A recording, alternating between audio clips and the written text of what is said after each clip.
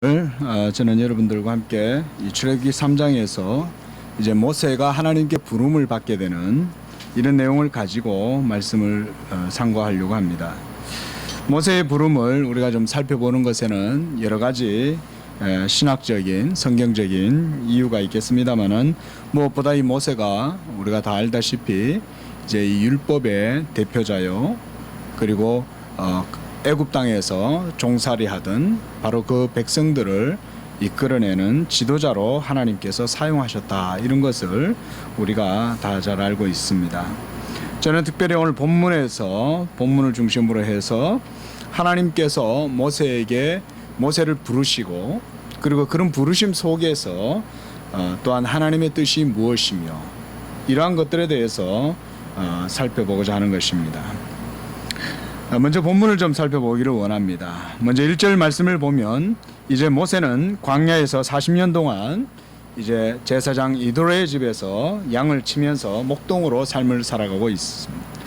그러던 어느 날 갑자기 그가 이 하나님의 산 호렙, 그것을 향하여서 양떼를 몰고 가던 중에 그 산에서 한 떨기나무를 보았는데 희한한 광경을 그가 그곳에서 보게 됩니다.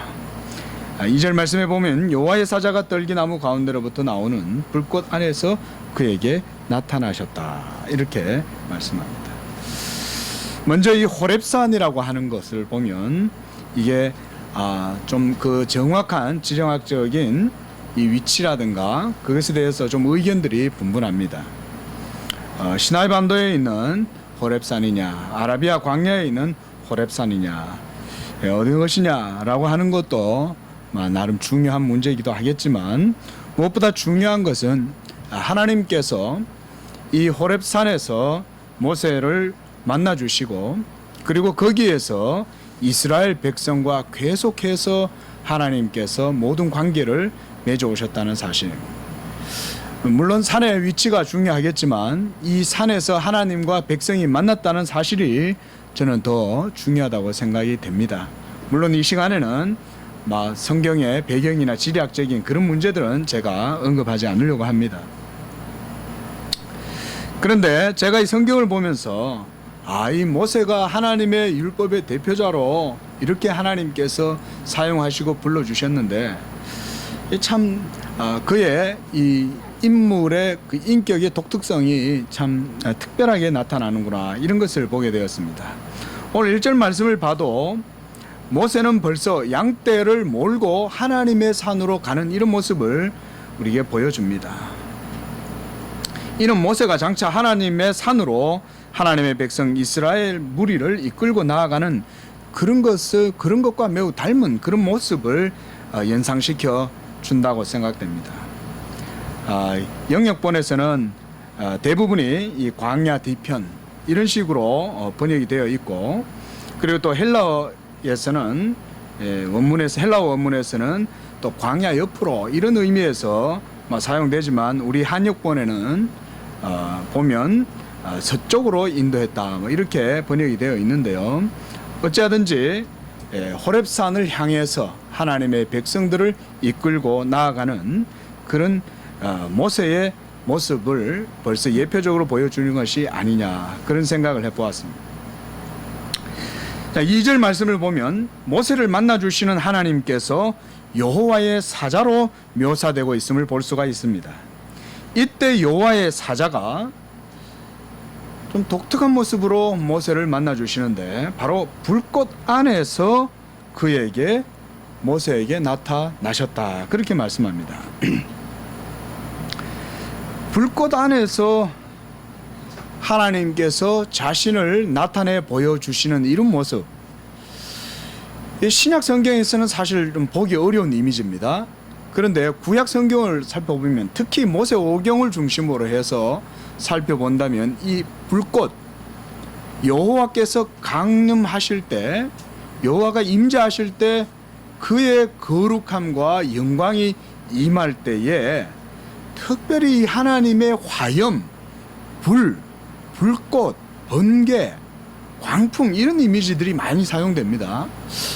저는 이 성경 말씀을 묵상을 하다가 이전에도 성경은 많이 읽었지만 특별히 구약에서 이스라엘의 하나님 여호와께서 자신을 불의 모습으로, 불의 형상으로 그 이미지를 나타내신 것이 아주 독특하다는 사실을 발견하게 되었습니다.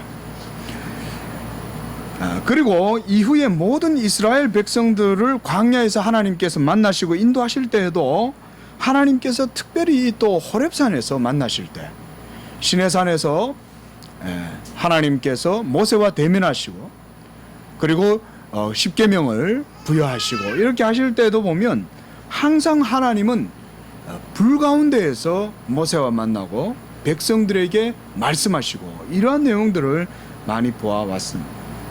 오늘 모세를 만날 때에도 하나님은 불꽃 가운데에서 자신을 나타내셨다 이렇게 말씀하고 있습니다.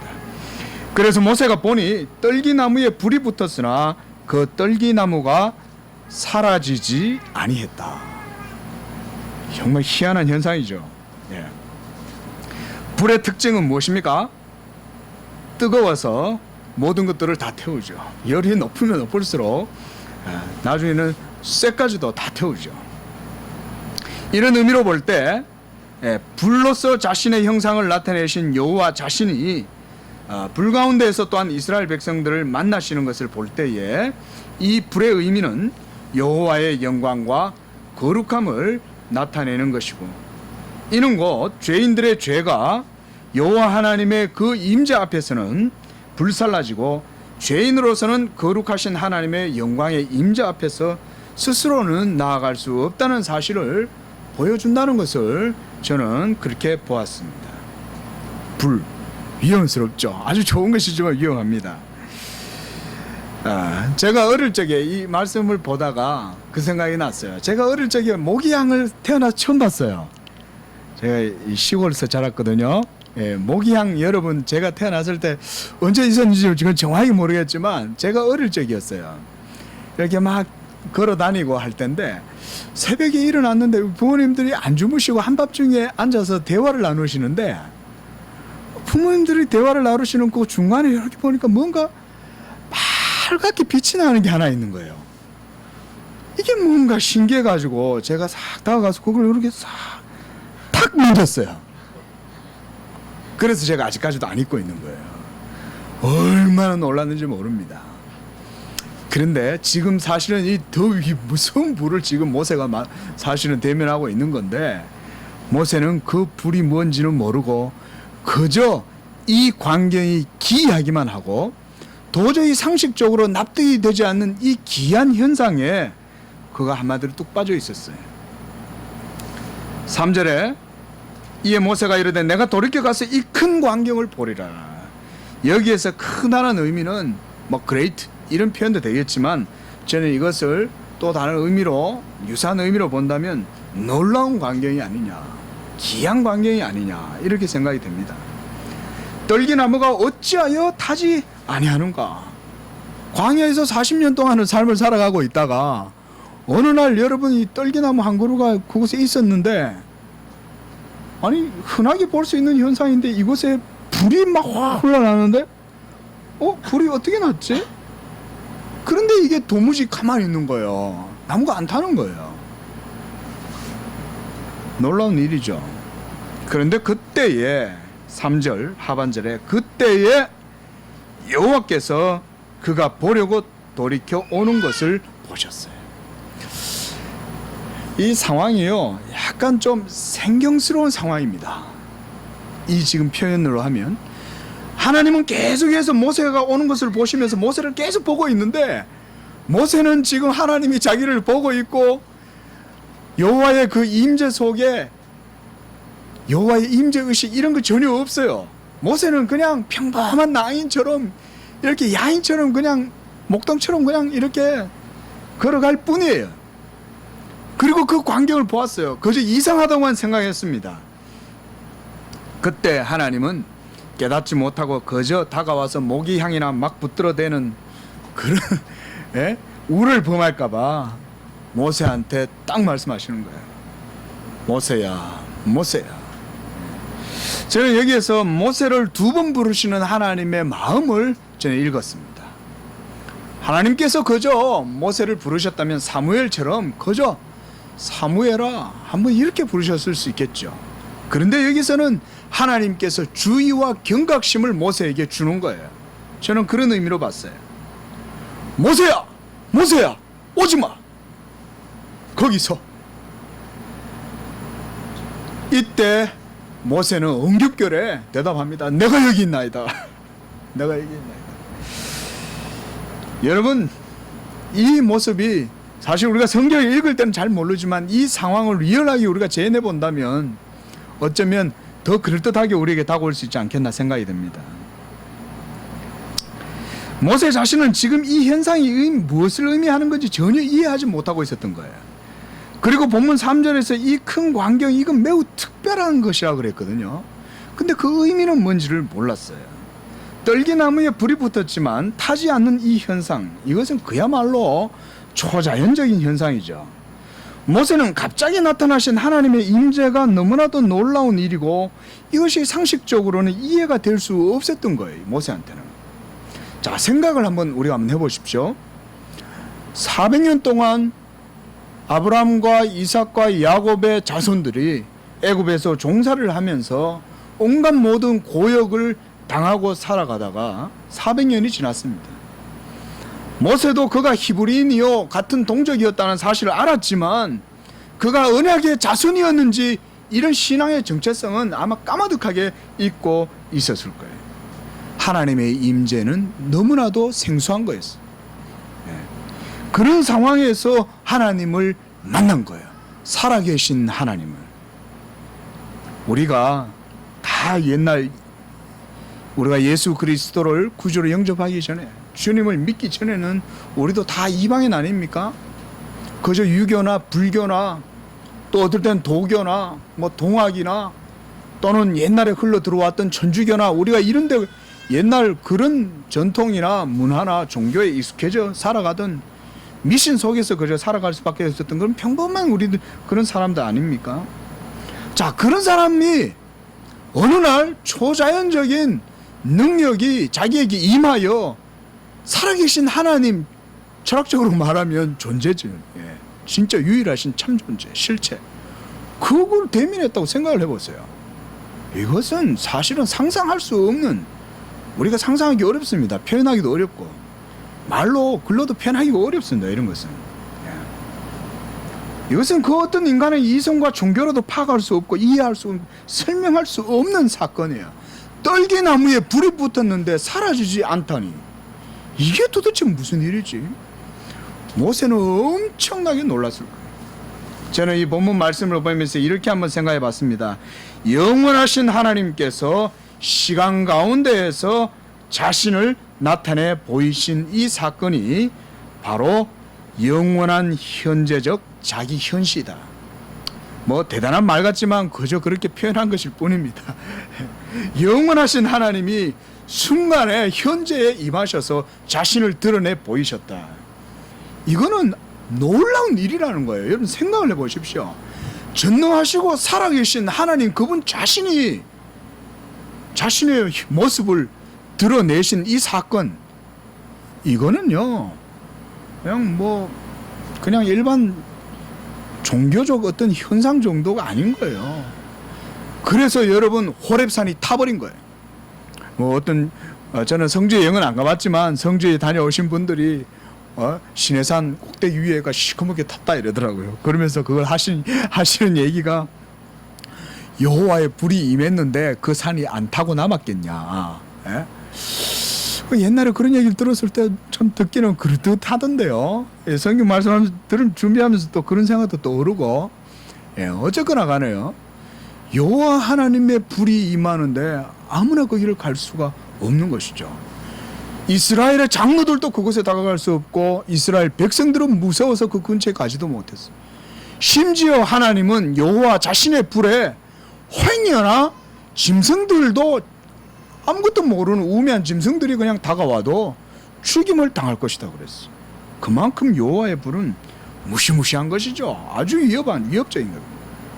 특별히 죄인들인 우리 죄인들에게는 여호와의 불은 쉽게 우리가 범접할 수 없는 불이죠.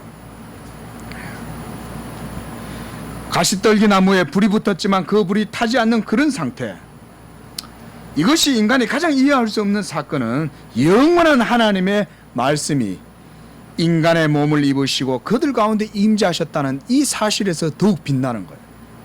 여러분, 이것은 사실 더 이해할 수 없는 사건이죠. 어떻게 떨기나무, 여러분 이 떨기나무가 어떻게 생긴지 아세요? 이 가시덤불이라고 볼 수 있습니다. 제가 좀 알아봤더니 예, 어느 게 원줄기인지 알 수 없을 정도로 이게 그냥 우리나라 그 찔레가시가 막 덤불이 지는 것보다 더 많이 이루어졌어요. 사진을 보니까. 예, 그런데 이게 사막에 있으면 여러분 이게 불이 붙으면 순식간에 타버리죠. 사막이 열기가 얼마나 뜨거운데요. 여러분 이게 들에 쥐불 보셨어요? 아침 일찍 이슬이 폈을 때 쥐불 오면 불이 잘 안 탑니다. 그런데 한 10시 정도 넘어가면 불이 제가 생각할 때 거의 한 3배 정도 빨리 불탑니다. 그런데 이 광야에 여러분 40도 이상 그렇게 뜨거운 불에 불이 붙었는데 타지 않는다는 것은 정말 그런 생각 안 들겠어요? 네. 이거보다 더 놀라운, 이것은 이해할 수 없는 일은 영원한 말씀이 성육신 하셔서 우리 가운데 오신 것, 임마누엘 사건이죠. 이것도 그 어떤 것으로도 이해할 수 없어요. 그러나 오늘 모세는 떨기나무 가운데, 불꽃 가운데에서 하나님을 만나고 계시는 거예요. 이 임마누엘의 방식은 죄인의 몸에 여호와께서 임재하시어 임마누엘 하시는 것, 그것이라고 볼 수가 있습니다. 오늘 가시떨기를 보면서 저는 그런 생각을 해보았어요.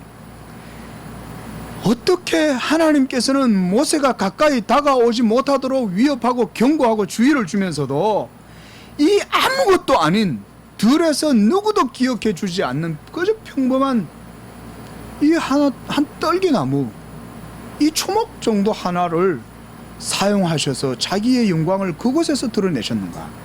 저는 정작 모세를 부르시는 하나님보다 떨기나무에 더 은혜를 받았어요.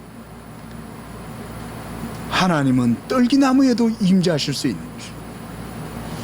그것이 불타는 떨기나무인데도 불구하고 하나님은 이 떨기나무는 불에 태우시지 않으십니다. 하나님은 이 떨기나무를 보호하시고 자기를 그 안에서 모세에게 드러내십니다. 정작 모세는 그 떨기나무 가운데로 나가지를 못하는 거예요. 이것이 저는 하나님의 복음의 은혜요 자비라고 생각이 됩니다.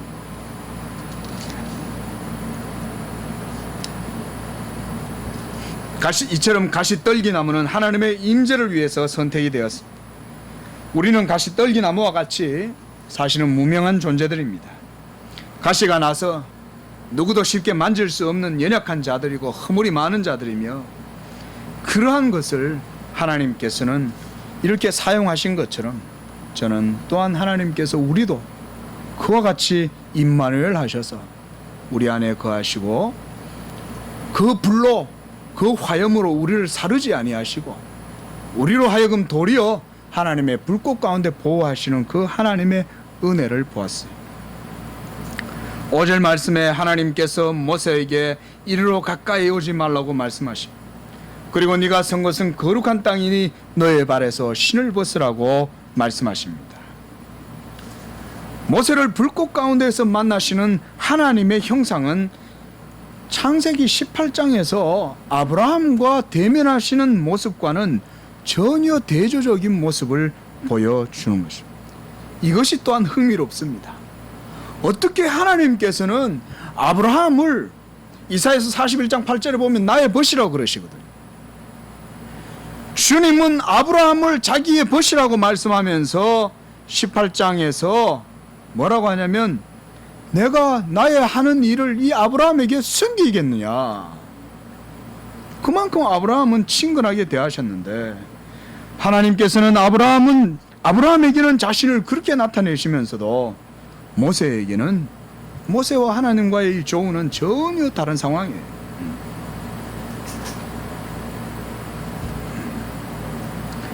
그러한데 본문에서 하나님과 모세의 만남은 매우 다른 면모를 보여주는 거예요. 지금 모세가 서 있는 바로 그것은 여호와의 임재가 있는 곳이었습니다.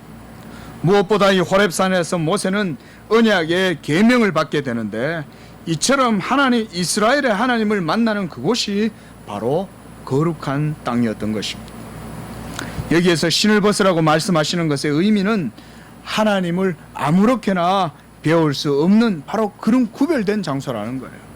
바로 이 호렙에서 하나님께서는 모세와 특별한 만남을 가지시고, 이후에 이스라엘 백성들을 애굽에서 다시금 데리고 나와서도 이 호렙 산에서 계속해서 만나시겠다고 말씀하시는 사실을 볼 수 있어요. 그래서 저는 이 호렙을, 우리가 호렙 산을 주의 깊게 살펴봐야 된다고 생각을 합니다. 계속해서 말씀을 더 보겠습니다. 6절 말씀 보면 모세가 하나님 묘기를 두려워하여 얼굴을 가렸다 그랬습니다. 그러나 그 하나님은 아브라함과 이삭과 야곱의 하나님이었습니다. 그 하나님은 은혜의 하나님이요 언약의 하나님이셨던 것입니다. 아브라함과 이삭과 야곱은 은혜 언약 가운데에서 그 얼굴을, 하나님의 얼굴을 배웠던 것입니다. 아브라함은 여호와를 대면하고 그분의 말씀을 들었고 그분에게 약속을 받았습니다. 야곱은 심지어 여호와의 천사와 씨름까지 했었습니다. 그럼에도 불구하고 하나님께서는 그들을 위협하지 아니하시고 은혜로서 그들을 돌보아 주셨던 거예요. 제가요, 성경을 묵상하다가 이런 차이가 왜 생겼을까 좀 묵상을 해봤습니다. 물론 이것은 저의 이해고 저의 해석입니다만, 제가 나름대로 생각했을 때 왜 이런 차이가 생겼을까? 저는 바로 그것이 믿음이었다고 생각이 됩니다.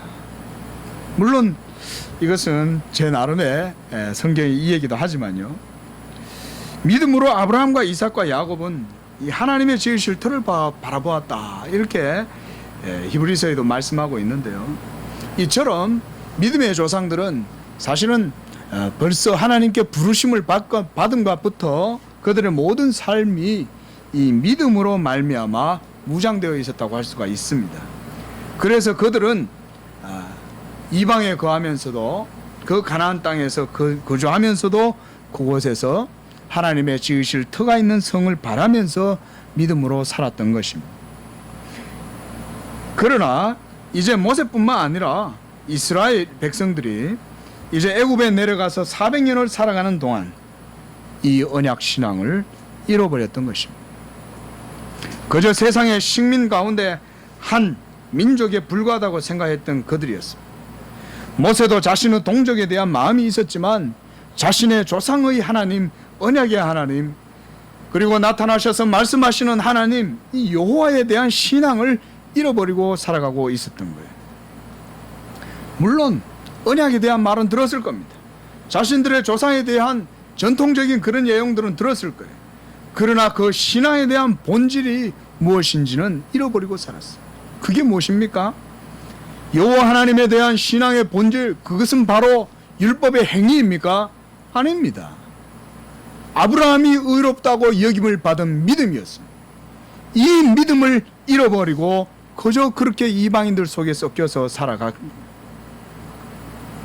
하나님께서 기뻐하시고 또한 의롭다고 여기시는 것은 그때나 지금이나 여전히 믿음으로 인한 것입니다. 하나님을 믿는 믿음이 있다면 여호와 하나님의 임재 앞에서도 평안과 위로와 안식과 자유와 이 자녀됨을 누리게 되는 것입니다. 그러나 하나님을 믿는 믿음이 없이는 하나님과의 만남은 오로지 율법의 두려움, 그리고 종의 신분됨, 이런 것 외에는 없는 것입니다. 믿음이 없이는 하나님과 불화하고 그분의 존전 앞에서 의롭다함을 얻지 못하는 것입니다. 애굽에 완전히 찌든 이스라엘의 모든 삶의 총체적인 그 삶은 이제 인류의 타락과 비견할 만하다고 생각이 됩니다. 하나님을 잃어버리고 세상의 권세와 가치에 매몰되어서 하나님 없이 살아가는 바로 하나님의 택한 백성들, 그들에게 이제 하나님은 자신을 불 가운데에서 나타내 보이시고 그들에게 이제 새로운 관계로 이끌어내 보이시는 것입니다.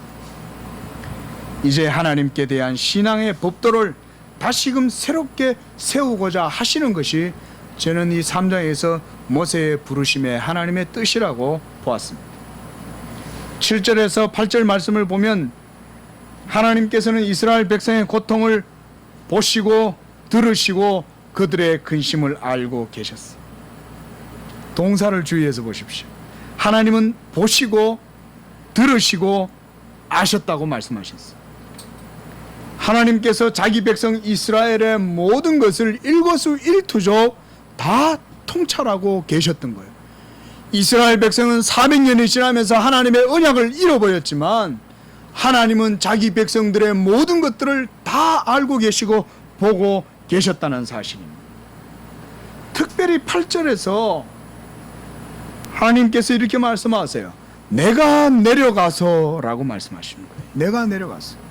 모세에게 말씀하시기를 내가 내려가서 그들을 이끌어 다시금 약속의 땅으로 데려가려 하노라.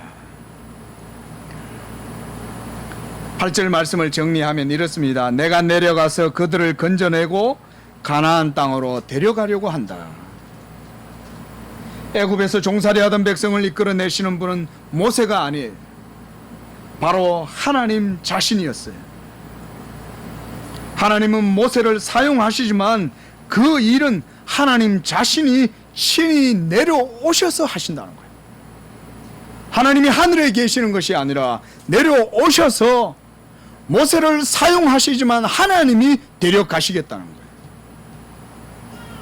이것이 바로 하나님께서 자기 백성을, 친백성을 그처럼 자기 열심으로 하나님의 이름으로 의로우심으로 행하신다는 사실을 보여주는 겁니다.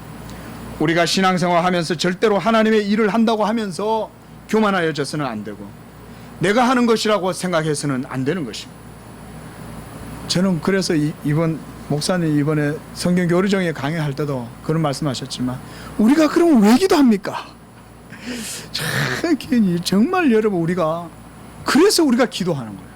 하나님이 하시니 우리가 기도하는 것입니다. 그래서 우리가 기도하는 것입니다. 9절 말씀입니다. 이제 주님께서는 모세를 향하여 이제 가라 말씀. 모든 것을 하나님이 다 하시겠다고 말씀하신 다음에서야 이제 가라.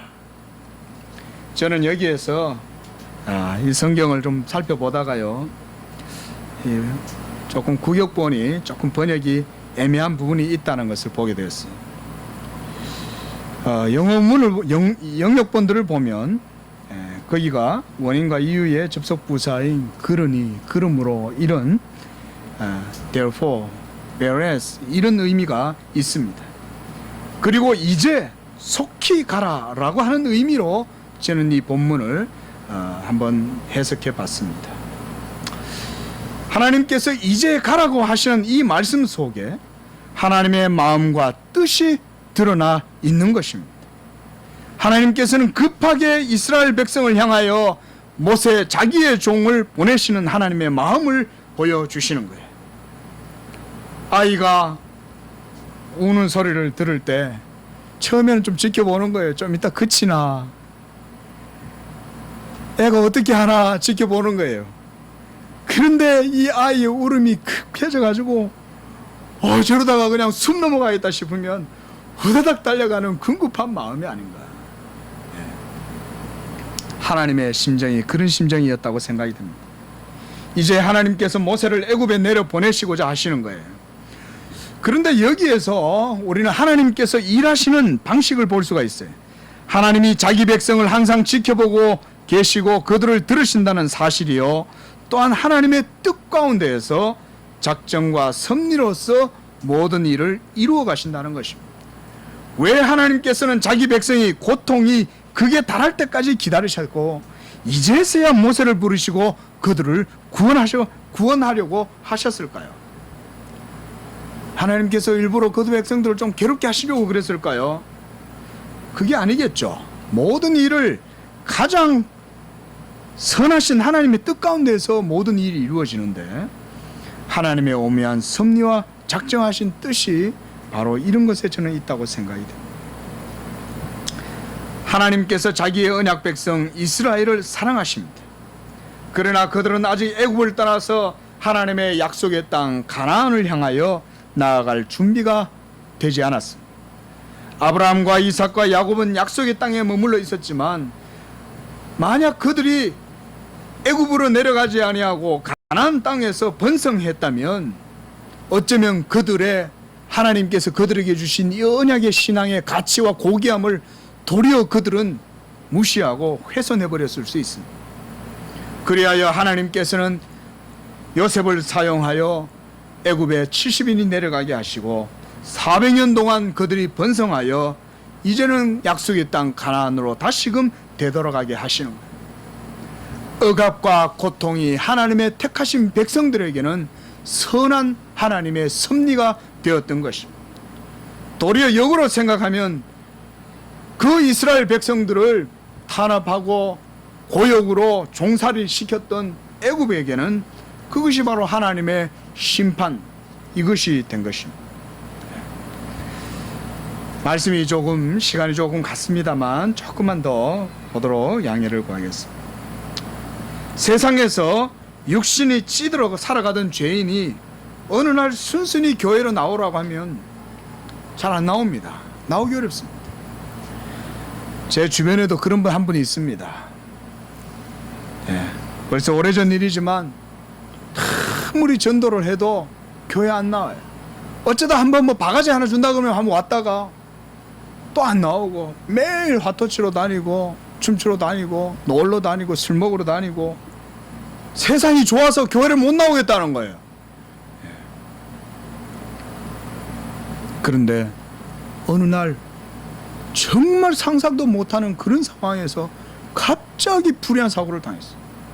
그래서 몸을 쓸 수가 없게 됐어요. 몸져 누워서 몇십 년을 지금까지 그러고 계십니다. 그런데 지금은 교회 나갑니다. 움직일 수 없게 되니까 교회를 나가요. 저는 이 말씀을 보면서요, 이거 우리의 타락한 본성이 이와 같지 않는가? 만일 하나님께서 큰 고통 가운데 늘어놓지 않았다면 이들은 순순히 애굽을 떠날 생각하지 않았어요. 여기가 좋은데 이것이 좋사오니 뭘 또 새로운 곳에 가서 살란 말이냐. 더군다나 하나님의 약속이 무엇이길래 그곳에 가면 뭐가 있는데, 그곳에 가면 가나안 족속, 아낙 조선 뭐 이런 족속들이 막 살아가고 있는데 그곳에 가서 우리가 어떻게 또 삶을 살아? 안 갔을 거예요. 그런데 18절 말씀 한번 보십시오. 3장 18절 말씀에 이렇게 말합니다. 그들이 너의 말을 들으리니 말씀. 하나님, 그들이 나를 쫓아올까요? 그들이 순순히 나를 따라서 죄고할까요? 걱정하지 마. 그들이 너의 말을 들을 것이다. 하나님은 다 준비시켜 놓으신 거예요. 그리고 동시에 하나님은 합력하여 선을 이루시면서 모세도 준비시켜 놓으신 거예요. 모세가 준비된 모습은 11절에 드러납니다. 모세가 하나님께 아뢰되 내가 누구이기에 바로에게 가며 이스라엘 자손을 애굽에서 인도하여 내리까. 40년 동안 자기 부인의 신앙, 자기 죽음의 십자가의 신앙이 이제 모세에게 생겨난 것입니다. 오늘 오후에도 목사님 말씀하셨지만 자기 부인의 신앙이 있을 때에 이게 기독교의 진정한 모습의 본질이 전 유익이다고. 자기가 죽지 않으면 참 기독교인의 삶을 살아가기가 어렵습니다. 이처럼 하나님께서는 합력하여 선을 이루시면서 하나님의 구속의 역사, 언약의 이 땅을 향하여 그 백성들을 이제 나아가고자 하시는 것이. 말씀을 정리하겠습니다. 이처럼 하나님께서는 자기 백성 이스라엘을 이제 하나님의 약속의 신실함으로 다시금 약속의 땅, 축복의 땅으로 이끌어 가시는 거예요. 여러분, 하나님께서는 우리 예수 그리스도를 믿는 복음의 신앙, 언약의 사람들을 결코 이 땅 가운데에서 그저 내버려 두시지 않습니다. 알고 보고 듣고 그들의 일거수일투족을 다 하시고 약속의 땅으로 이끌어 가십니다. 이 땅에서 우리가 삶을 살아갈지라도 믿음의 정체성을 결코 잃어버리면 안 됩니다.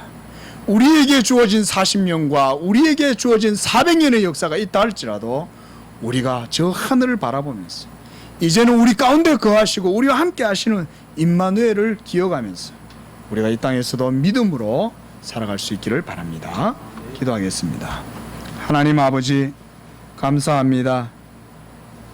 원래는 돌감람나무 가지였던 저희들을 감람나무에 접붙여 주시고 이제는 하나님의 언약의 백성 저 이스라엘을 도리어 버리시고 그들을 시기나게 하시고 도리어 우리를 하나님의 감람나무에 접붙이셔서 우리로 하여금 하나님의 언약 백성 삼아 주신 것 감사드립니다. 오늘 모세의 부르심을 통해서 우리가 하나님의 그 은혜와 하나님의 모습을 보았습니다.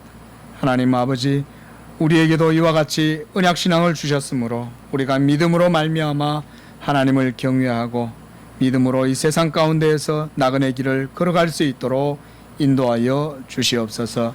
예수님의 이름으로 기도합니다. 아멘.